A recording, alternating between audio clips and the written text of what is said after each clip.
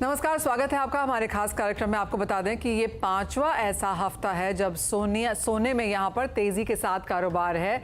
चांदी भी अपने मल्टी मंथ हाइस पे यहाँ पर बरकरार है और जिस तरह का फ्राइडे सुबह का दिन रहा, जहाँ पर क्लियरली मालूम पड़ता है कि बाजार कितना ज़्यादा सेंटिमेंट से यहाँ पर मूव होता है। जिस तरह की जियोपॉलिटिक्स की खबरें आती रही उस हिसाब से यहाँ पर बाजार मूव करता रहा। एज ऑफ नाउ भी अगर आप देखें तो शायद जियोपॉलिटिक्स ही है जो बाजार को यहाँ पर रखे हुए है, क्योंकि अपार्ट फ्रॉम दैट जिस तरह की स्टेटमेंट्स यहाँ पर यूएस फेड की तरफ से आई हैं कि रेट कटौती शायद और आगे पुश हो सकती है। डॉलर इंडेक्स यहाँ पर 106 यानी कि 6 महीने के हाईज पर कारोबार कर रहा है और साथ ही साथ इक्विटी मार्केट्स में भी यहाँ पर हर डिप पर खरीदारी है। तो ऐसे समय में भी सोने और चांदी में यहाँ पर तेजी बरकरार है, यानी कि हर डिप पे खरीदारी हमने यहाँ पर आते हुए देखी है। कोई बहुत बड़ी मीनिंगफुल प्रॉफिट टेकिंग अभी तक यहाँ पर देखने को नहीं मिली है। सोने का तो यही हाल है, साथ ही साथ चांदी में तो और भी स्ट्रॉन्गर फंडामेंटल्स हैं इंडस्ट्रियल डिमांड को लेकर, जहां पर सिल्वर इंस्टीट्यूट का मानना है कि 2024 चौथा ऐसा साल हो सकता है जब आप इंडस्ट्रियल डिमांड रिकॉर्ड हाइस पर आता हुआ देखेंगे। ऑफ कोर्स बेस कमजोर है और बहुत बड़ी बड़ी छलांगे हमने इंडस्ट्रियल डिमांड की तरफ से आते हुए देखी हैं, तो वो चांदी के लिए भी यहाँ पर सपोर्टिव रह सकता है। लेकिन आगे से अब यहाँ पर अगर आपको निवेश करना है, बहुत जल्दी शादियों का सीजन शुरू हो जाएगा, आगे साथ में मई में अक्षय तृतीया खड़ा है, तो इन सब के मद्देनजर यहाँ पर सोने चांदी के प्राइसेस को और डिमांड को कैसे देखा जाए, इसी पर आज करेंगे चर्चा। हमारे साथ हैं रिद्धि सिद्धि के एमडी पृथ्वीराज कोठारी, जीजेसी के चेयरमैन संयम Mehra, Kamakhya jewels private limited के एमडी मनोज जैन और मेटल फोकस के सीनियर कंसल्टेंट हर्षल बारोट। आप सबका कार्यक्रम में स्वागत है। हर्षल, आपसे पहले नंबर्स क्लियर करना चाहेंगे और फर्स्ट क्वार्टर खत्म हो चुका है, डिटेल नंबर्स का इंतजार है। सिल्वर इंस्टीट्यूट के नंबर्स आ चुके हैं, मेटल फोकस के नंबर्स क्या बताते हैं इस कैलेंडर ईयर के फर्स्ट क्वार्टर के बारे में?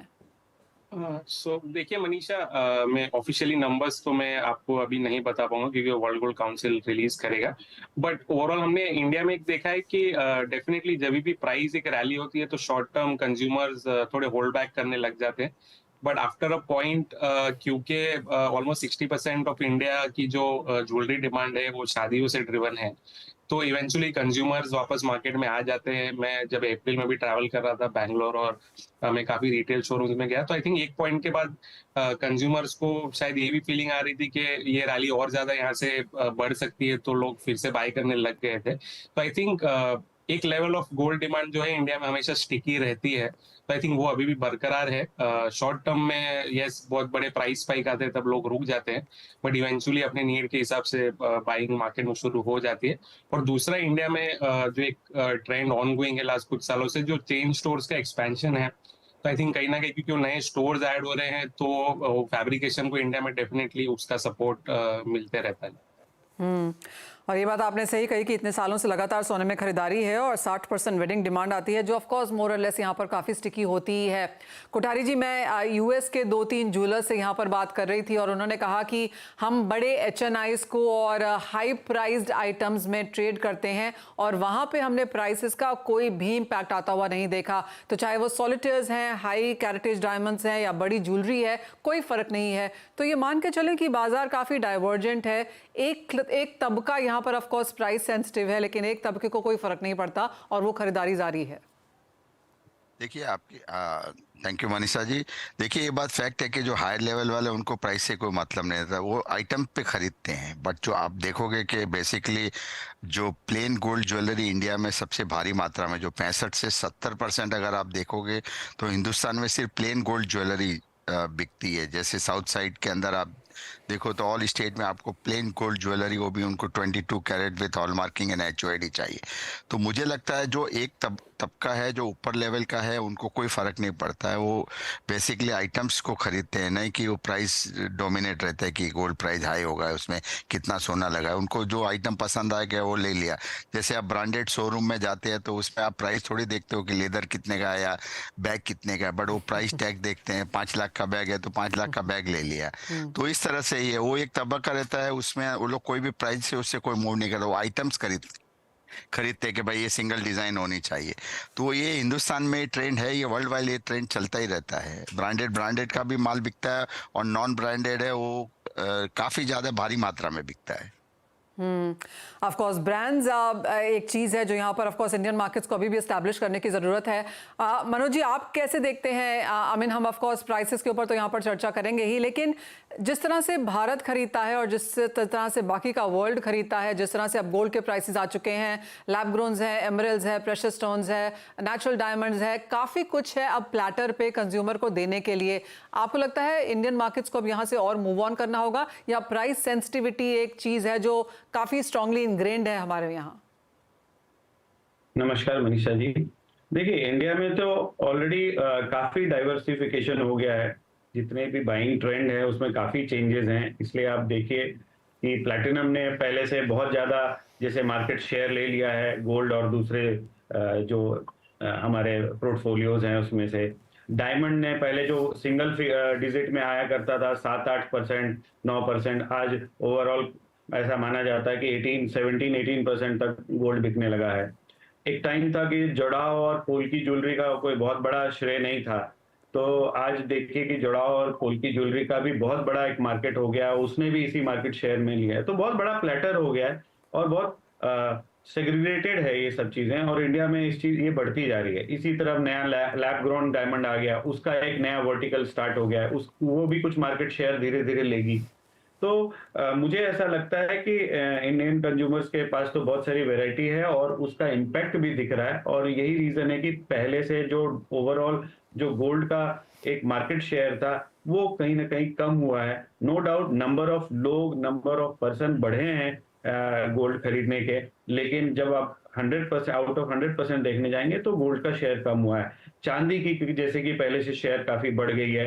इंडस्ट्रियल डिमांड तो है ही, प्लस जो डोमेस्टिक डिमांड है, जो लोगों को आर्टिफैक्ट्स यूज करते हैं, बहुत सारे तरह के, चांदी में तो बहुत बड़ा डेवलपमेंट रिवोल्यूशन आई है पूरे कंट्री में, तो चांदी ने भी एक मार्केट शेयर काफी बढ़ाया है अपना। तो मुझे ऐसा लगता है कि इंडियन मार्केट में वैरायटी ऑफ प्रोडक्ट रहेगी और वर्ल्ड में दूसरे जगहों पे भी इसी तरह से धीरे धीरे चीजें बढ़ रही है।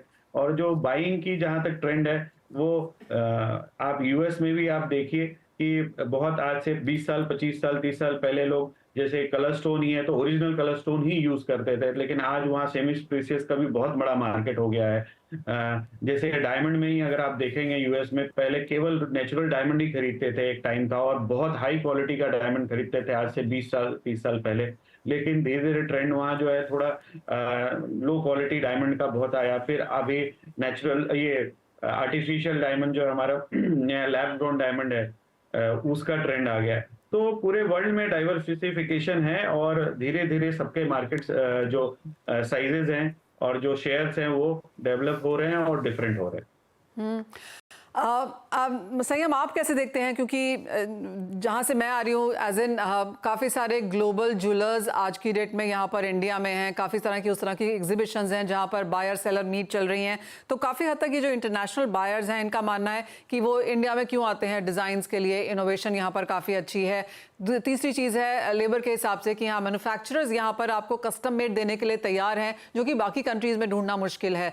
तो आप कहेंगे इंडिया इन दैट सेंस भी एक बड़ी मार्केट होती जा रही है क्योंकि और ज़्यादा बायर्स यहाँ पर अब आने लगे हैं? नमस्ते मनीषा जी। देखिए, इंटरनेशनल मार्केट्स हमेशा ही इंडिया की जो हैंडमेड ज्वेलरी है वो रेप्लिकेट कभी भी नहीं हो सकती है। 15 डेज टू 17 डेज जो टाइम लगता है मैन्युफैक्चरिंग का, चाहे वो कलकत्ता के अंदर हो, मुंबई के अंदर हो, राजकोट, कोयम्बटूर, त्रिचूर, ये सब जगह पर हैंडमेड ज्वेलरी है, वो उसकी कैपिटल इंडिया ही है और उसके लिए सबको इंडिया आना पड़ता है। यहाँ पर भी जितनी ज्वेलरी है, सपोज गल्फ के अंदर जाएंगे, दुबई के अंदर जाएंगे तो आप देखेंगे कि कलकत्ता की बड़ी बड़ी ज्वेलरी आपको दिखेगी। अगर आप यूएस के अंदर जाएंगे या यूके के अंदर जाएंगे तो वहां पर राजकोट के छोटे इयरिंग, चेन्स के साथ छोटे से पेंडेंट, ये सारी ज्वेलरी दिखेगी। और आप नीचे श्रीलंका के अंदर जाएंगे, उसके अंदर कलर स्टोन्स के अंदर कुछ गोल्ड की हैंडमेड ज्वेलरी। तो ये सब ज्वेलरी की जो कैपिटल है मैन्युफैक्चरिंग की वो यहीं होती है। आज आप ये भी देखेंगे कि जो मशीनरी का सेक्टर था, जो पहले इटली में, स्विट्जरलैंड में, जर्मनी में जो ज्वेलरी बनती थी, वो सब मशीनें भी अभी इंडिया आ चुकी हैं।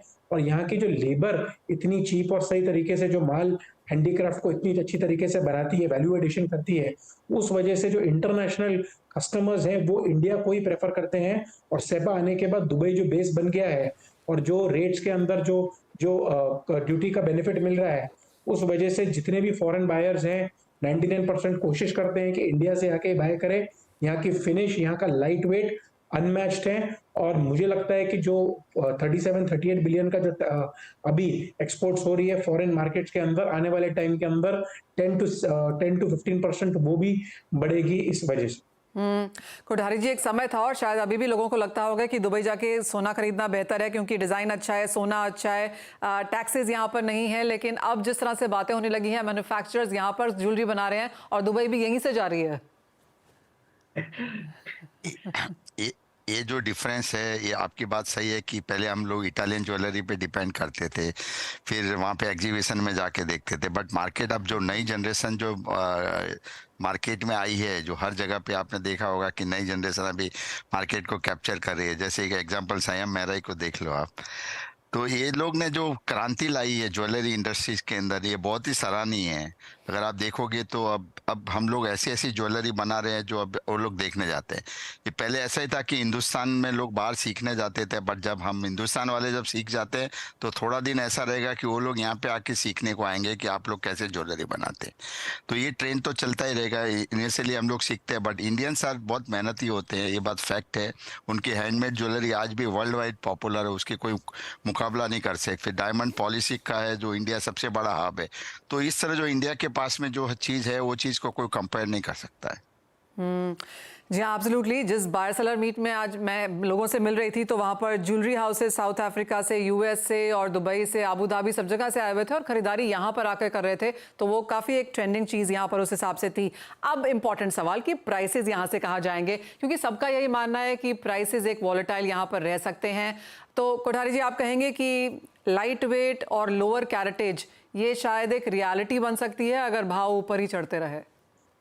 नहीं, देखिए ऐसा नहीं है मैडम कि प्राइस के ऊपर मैं जैसे पहले भी कहा, मैंने $200 गोल्ड देखा हुआ है और $2400 भी गोल्ड देखा हुआ है। तो मुझे नहीं लगता है कि प्राइस 46 इयर्स में मैंने काफी मूवमेंट देखा। बट प्राइस अगर एक प्राइस पे सस्टेन रहती है, अगर ये प्राइस और सबसे बड़ी बात तो है कि ये प्राइस पे भी माल बिक रहा है मैडम। बुलियन बिक रहा है, बुलियन में शॉर्टफॉल है अभी भी। मतलब हम लोग अभी भी माल, मांग की डिमांड है पर उतना कंजम नहीं हो रहा है, माल आ नहीं रहा है क्योंकि डर लग रहा है कि कहीं प्राइस फ्लक्चुएशन ज्यादा हो गया। अनफिक्स में देने की अभी किसी की पोजीशन नहीं है। M2M के इश्यूज है तो थोड़ा स्लो डाउन किया है। अगर प्राइस सस्टेन रहती है 70,000 के आसपास इन 10 to 15 डेज, तो मुझे लगता है फिर से खरीदारी चालू होगी। माइंड सेट लोगों का हो गया है कि सोना $3,000 होना है, इस बात में कोई शक नहीं। ऐसा लोगों के दिमाग, मैं नहीं कह रहा हूँ, पर ऐसा लोगों के दिमाग में एक धारणा बैठ गई है कि गोल्ड 3000, हर न्यूज में आप देखो तो $3,000 दिख रहा है। बट मुझे लगता है इट्स ऑल पैनिक है। ये जो सिचुएशन का वॉर होता है, फिर सडनली न्यूज आती है कि वॉर नहीं हुआ था, तो ये सब पैनिक बाइंग कराते हैं लोगों से और नो डाउट स्टॉप ट्रिगर कराते हैं। पैनिक बाइंग है। बट आप फिजिकल साइड में देखोगे, ओपन इंटरेस्ट देखोगे तो कहीं पे कुछ भी नहीं बढ़ा है। लास्ट अगर 1 अप्रैल से लेके आज दिन तक देखोगे तो फिजिकल ओपन इंटरेस्ट गोल्ड का कॉमेक्स के अंदर कहीं पे भी नहीं बढ़ा है। मतलब एक हैंड से दूसरे हैंड में पार्क हो रहा है और प्राइस को सिर्फ मैनुपुलेट नहीं कर सकते पर मूव कर रहा है, क्योंकि प्राइस में आपको बेचने था, वो लेने को भी तो बैठे ही है। बट इस तरफ से पैनिक बाइंग कराते हैं, न्यूज फ्लैश होती है, उसमें लोगों के माल कट जाते हैं, फिर लोग समझते आ रहे कि वॉर हो गया, बाय कर लो, तो फिर वो हाथ में रह जाता है। मुझे लगता है कि अब जैसे वीकेंड है तो लोग नो डाउट है कि कोई शॉर्ट पोजीशन रखेगा नहीं, बट एक करेक्शन अच्छा लंबा आना चाहिए। 2365, 2340 आज मैं ये प्राइस भी देख सकता हूँ। और ऊपर में नो डाउट है क्लोजिंग के टाइम के ऊपर थोड़ा कॉशियस रहना पड़ेगा कि ओपन पोजीशन नहीं रखे। जी कोठारी जी, आपने कहा 46 इयर्स में आपने 200 से $2,400 तक यहाँ पर सोना देखा है। इतनी तो इन लोग, बाकी जो मेरे पैनलिस्ट हैं उनकी उम्र भी नहीं है शायद। तो ऑफ कोर्स एक long way of work here. Manoj ji, आपसे अब ये जानना चाहूंगी कि किस तरह की सेल आप लोग फिर यहाँ पर एक्सपेक्ट कर रहे हैं, क्योंकि हर लेवल पे लोग खरीद रहे हैं यहाँ पर। जैसे हर्षल ने भी कहा, एक स्टिकीनेस है, जिनको खरीदना है शायद कम लेंगे, वो वॉल्यूम और वैल्यू वाला सीन हमेशा यहाँ पर रहेगा बरकरार। लेकिन किस तरह से एज जूलर्स आप अब इन प्राइसेस पे इस क्वार्टर को लेकर चल रहे हैं? देखिए मनीषा जी, पहले तो जैसा कोठारी जी ने बोला ना कि $200 भी उन्होंने देखा और 2000 और $2400, तो एक रेफरेंस प्लेन होता है कि जब $200 था तब महंगाई कितनी थी, लोगों का इनकम ग्रुप कैसा था। जी। तो उस समय भी अगर $250 हो गया, अगर $225 हो गया तो बहुत महंगा हो गया सोना। तो अब आज के दिन में अगर देखने जाओ तो 70-75 हजार बहुत महंगा सोना नहीं दिखेगा अगर उस एंगल से आप देखें तो, क्योंकि गोल्ड का जिस तरफ से प्राइस बढ़ा है तो लोगों की इनकम भी बढ़ी है। Correct. और ओवरऑल जो है मार्केट में पैसे भी काफी बढ़े पहले से। तो ये एक बात हो गई। दूसरी बात आती है आज के दिन में क्या सीन है। आज के दिन में तो ये बात जरूर है कि मार्केट एकदम स्टैंड स्टिल है। आप रिटेल में कोई तरह की मुझे खरीदारी नहीं दिख रही है। लोग थोड़ा कॉशियस हैं। आप जैसा कि कोठारी जी ने बोला कि ये आज 10-15 दिन, 20 दिन, 1 महीना अगर ये गोल्ड रेट टिक जाता है तो उसके बाद वापस खरीदारी डेफिनेटली लौटेगी अच्छे से। लेकिन आज के दिन में सब कुछ रुका पड़ा है। जो गोल्ड आ भी रहे, जैसे जो लोग खरीदने आ रहे हैं, अगर 100 लोग आ रहे हैं तो 40% लोग जो है ना उसमें वो एक्सचेंज करने आ रहे हैं। Okay. एक्सचेंज से अपनी गोल्ड खरीद रहे हैं। 60% लोग ही गोल्ड खरीदी कर रहे हैं। वो भी उनका नंबर ऑफ जो वॉक-इन्स है वो बहुत कम है। हाँ, लेकिन जहाँ डायमंड है, जड़ाव है, पोल्की है, वहां थोड़ी हलचल है। लेकिन वहां भी ज्यादातर जो है वो इंक्वायरी और छोटी मोटी खरीदारी है। वो आगे जुलाई में, अगस्त में जिनकी शादियां हैं उसके लिए वो अपना अभी मार्केट ट्रेंड क्या है और उस तरह की बातें वो जाके इन्वेस्टिगेट कर रहे हैं। लेकिन प्रॉपर बाइंग कहीं भी नहीं है। आप मार्च में भी देखो कि 45% का इंपोर्ट डाउन है। लास्ट ईयर 55 टन हुआ था, इस बार 30 टन आया। तो बहुत बड़ा जो है ना इंपोर्ट के फिगर से भी आपको अंदाजा लग सकता है। लेकिन आज जैसा कि कोठारी जी ने बोला कि एक न्यूज आ जाती है कि इजराइल और इसका वॉर में कहीं कोई मिसाइल आ गई, वो आज सुबह का आपने देखा होगा कि कुछ न्यूज, और उससे गोल्ड एकाएक स्पाइक हो जाता। फिर आती है कि नहीं वो ऐसा कुछ भी नहीं था, तो गोल्ड तुरंत डाउनफॉल पे आ जाता है। तो बहुत ही फ्लक्चुएटिंग है और एक डर सा माहौल है। लोग डरे हुए हैं और कोई भी ये नहीं बता सकता कि गोल्ड, अब बहुत लोगों को सोचना है कि गोल्ड ऑलरेडी इतना चल चुका है अभी कि यहाँ से एक एक्चुअली नहीं कुछ तो टेक्निकल जो है वो करेक्शन ही आ जाए, कुछ ना तो करेक्शन आएगा ही। तो ये सब जो बातें, इसमें ना पैनिक होते हैं लोग और लोग कोई डिसीजन नहीं ले पाते हैं। और कहीं भी मुझे गोल्ड में अभी किसी तरह का कोई इन्वेस्टमेंट करता हुआ लोग नजर नहीं आ रहे हैं। जैसे कहा गया कि कुछ वॉल्टिलिटी यहाँ पर कमजोर रुक जाए, प्राइसेस थम जाएं, तो खरीदारी ऑफ कोर्स यहाँ पर लौटती हुई नजर आएगी। आप बने रहिए हमारे साथ। एक छोटे से ब्रेक का समय है, एक कमर्शियल ब्रेक लेना ही होगा, लेकिन ये इंटरेस्टिंग कॉन्वर्सेशन इस छोटे से ब्रेक के बाद।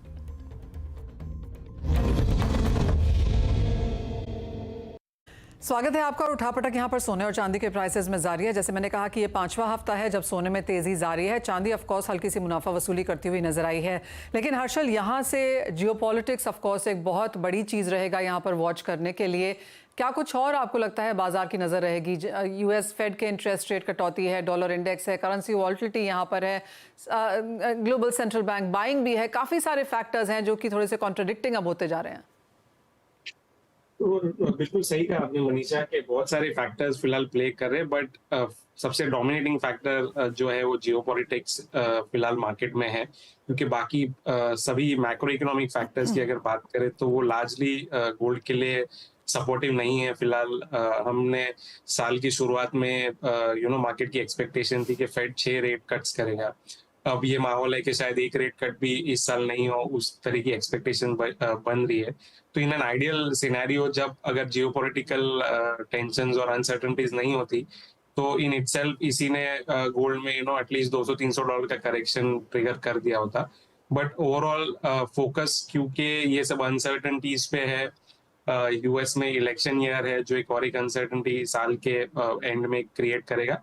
और दूसरा यूएस की जो फिस्कल सिचुएशन है, अगर आप देखें रिसेंटली तो ये वैसे तो काफी सालों से ये डिबेट चलती जा रही है, बट ऑफ लेट ये मेन स्ट्रीम इकोनॉमिस्ट भी इस पे बहुत ज्यादा कंसर्न दिखाने लग गए हैं कि यूएस के डेट लेवल को लेके।